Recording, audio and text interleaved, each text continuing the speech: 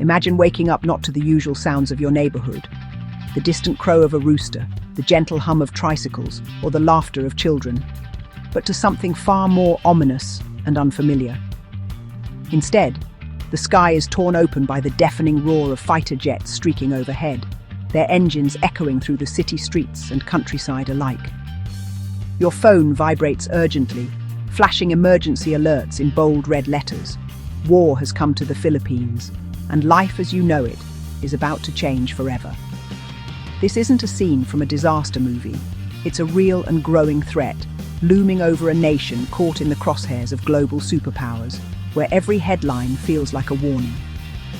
The spark that could ignite a regional firestorm might flare up in the West Philippine Sea or the Taiwan Strait. Two volatile flashpoints, both capable of dragging the Philippines into a conflict not of its own making. Years of Chinese grey zone tactics, water cannons ramming, intimidation, have pushed tensions to the brink. All it would take is a single tragic incident. A Philippine sailor killed, a ship sunk, and the situation could spiral out of control in an instant. A single miscalculation, a hasty command, or a deliberate act of aggression could trigger open conflict, setting off a chain reaction that no one can stop. If China invades Taiwan, the Philippines, bound by treaty, geography, and history, would be pulled in almost immediately, its fate intertwined with the region's. President Marcos Jr. has openly admitted that neutrality is nearly impossible, especially with over 150,000 Filipinos living and working in Taiwan, their safety now at risk. The path from tension to war is frighteningly short. A sudden no-sail zone, a naval blockade, or a single missile launch could shatter any hope for diplomacy, plunging the region into chaos. The world would watch in shock and disbelief, holding its breath as the Philippines becomes a frontline state in a war it never sought, but cannot avoid. Our northernmost islands, now vital for US and Allied defense, would become prime targets, turning peaceful communities into strategic battlegrounds overnight. The peace we know would vanish in a heartbeat, replaced by the terrifying certainty of war with a superpower, leaving ordinary Filipinos to face an uncertain and dangerous new reality. In the opening hours, China would unleash a barrage of missiles to paralyze the Philippines and its US allies. EDCA sites, especially in Luzon and Palawan, would be hit first, targeting runways, fuel depots, and command centers. The goal: chaos, and to prevent the US from using the Philippines as a launch pad. Chinese naval forces would blockade our islands, while airstrikes cripple our limited defenses.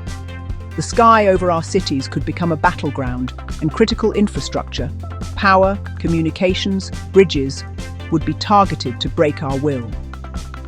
Blackouts, dead phone lines, and impassable roads would plunge the nation into confusion and fear. For those near military bases, war would arrive without warning: missile strikes, smoke, sirens.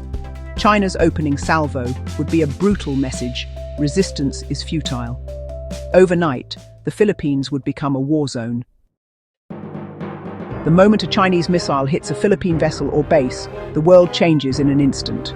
What was once a tense standoff suddenly erupts into open conflict, and the Philippines finds itself on the front lines of a superpower confrontation.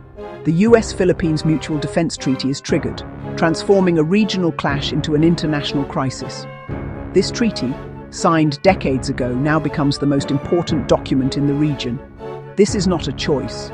It's a binding commitment, now a reality. The United States is obligated to respond, and the world watches as the alliance is put to the ultimate test. US officials have made it clear: an attack on the Philippines means US intervention. There is no ambiguity, no room for hesitation. The message is unmistakable. American carriers, submarines, and jets would surge into the region, turning our waters into a deadly combat zone. The skies above and the seas below would be filled with the thunder of war machines. The conflict would escalate from regional to global, drawing in allies like Japan and Australia. The South China Sea would become a flashpoint for the world's most powerful militaries. For the Philippines, the alliance is both shield and target. Our bases would be struck first to prevent US intervention. The very presence of American forces makes us a priority target for enemy missiles.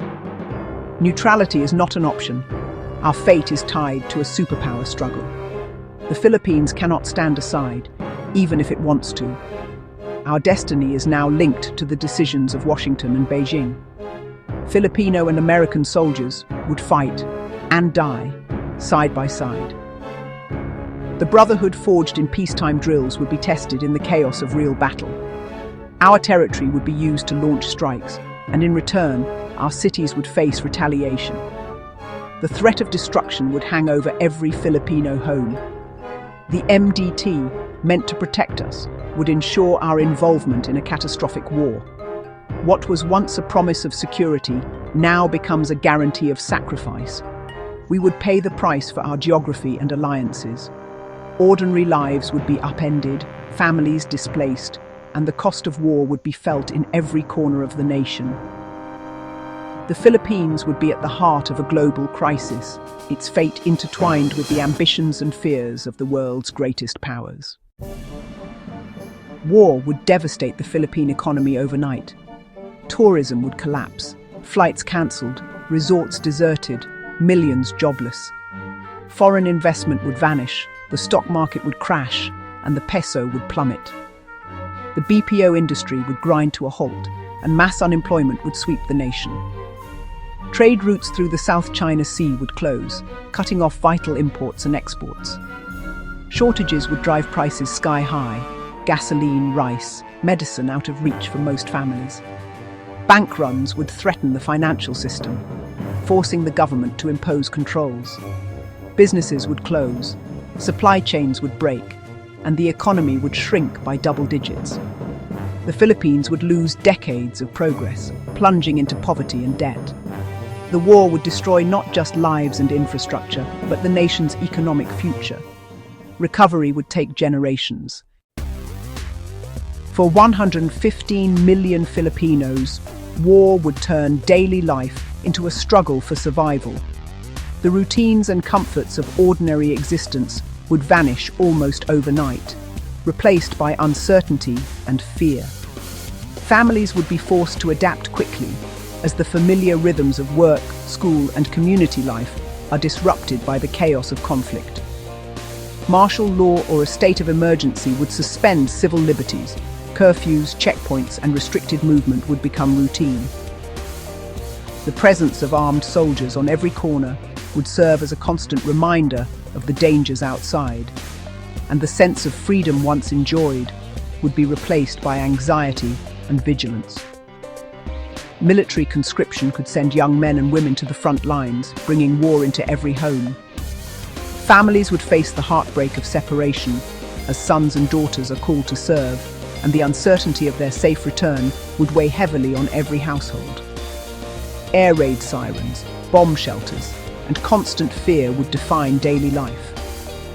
The threat of sudden attacks would keep everyone on edge, forcing families to seek shelter at a moment's notice and live with the ever-present sound of distant explosions.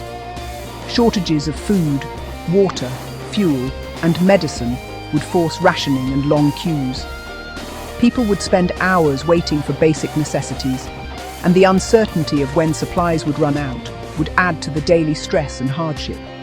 Power outages and unreliable communications would isolate families and communities. With electricity and phone lines down, staying connected with loved ones or receiving news would become a daily challenge, deepening the sense of isolation. Desperation could spark looting, protests, and unrest, met with government crackdowns. Tensions would rise as people struggled to provide for their families, and the risk of violence in the streets would grow. The Bayanihan spirit would be tested as people make hard choices for survival. Acts of kindness and solidarity would become lifelines, but the strain of crisis would challenge even the strongest communities. Social order would fray under the pressure of fear and scarcity. Trust in institutions and neighbours could erode, replaced by suspicion and anxiety, as everyone tries to protect their loved ones. The vibrant Filipino society would be replaced by one living under siege. Once bustling streets would fall silent, and homes would become fortresses against the unknown dangers outside. Survival would become the new normal, as every day brings new challenges. and the hope for peace becomes the most precious dream of all. War would unleash a humanitarian crisis, with waves of refugees and displaced people. Taiwanese civilians fleeing invasion would head for the northern Philippines, while the government scrambles to evacuate OFWs from Taiwan. Northern provinces, already under attack, would be overwhelmed by desperate arrivals, no shelters, food, or medical care. Internally, millions would flee coastal areas and military targets, seeking safety inland. Cities like Manila could see mass exodus, clogging roads and overwhelming host communities. Refugee camps would spring up in schools and fields, breeding disease and malnutrition. Aid would be scarce, as convoys struggle through destroyed infrastructure and ongoing conflict. The Philippines would become a nation in desperate need of help, facing a crisis on a scale never seen before. For thousands of expats and tourists, the Philippines would become a trap. Airports and ports would close, leaving foreigners stranded and embassies overwhelmed. Evacuation would be dangerous, with travel routes under attack and no safe way out. Foreigners would face the same dangers as locals: missile strikes, shortages, and lawlessness. Access to cash, food, and medicine would vanish. Communication with home would be nearly impossible. The elderly, sick, and families with children would be especially vulnerable. Safety would depend on location. Cities and military sites would be most dangerous.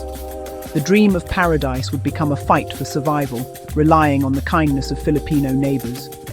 For many, rescue might never come. When the fighting ends, the Philippines would be scarred and changed forever. The human cost: hundreds of thousands dead, millions homeless, cities in ruins. Environmental damage would cripple fishing and farming for decades. The economy would be set back a generation, dependent on foreign aid and burdened by debt. Industries would have to be rebuilt from scratch, and the dream of development postponed. Social and political divisions would deepen, trust in government shattered. Relations with China would be poisoned, and the US alliance redefined. War would threaten the very future of the Philippine Republic. The choice is stark: a precarious peace or a nation remade by fire. The stakes for the Filipino people could not be higher. If you've watched this video all the way to the end, thank you. We truly appreciate your time and your curiosity. If you found this breakdown helpful, please consider liking the video, sharing it with someone who might benefit, and subscribing to Top Dog Traveler. Your support helps this content reach others who are trying to make informed, real-world decisions about their future, whether that's travel, relocation, or life abroad. Until next time, travel smart, stay informed, and we'll see you in the next journey.